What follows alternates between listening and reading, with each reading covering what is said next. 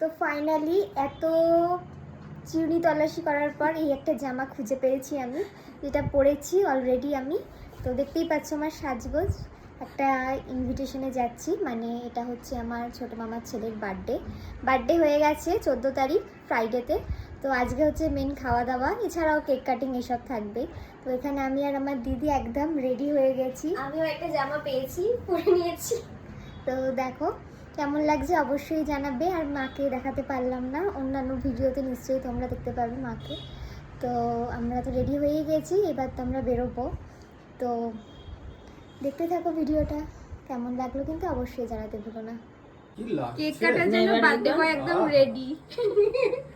Cutting ছুরি আরে statue না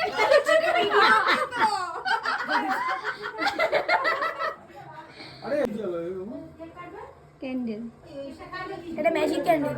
তাই আর এখান থেকে হয়েছে মেন প্রবলেম, ক্যামেরা অনই করতে পারিনি, তাই কেক কাটিংয়ের কোনো ক্লিপসই নিতে পারিনি। তো এটাই ছিল কালকের, আর ছিল খাওয়া দাওয়া, কোনো ক্লিপসই আর তুলতে পারিনি যেহেতু সবাই এসেছিলো ভীষণ গল্পে আটকে গেছে।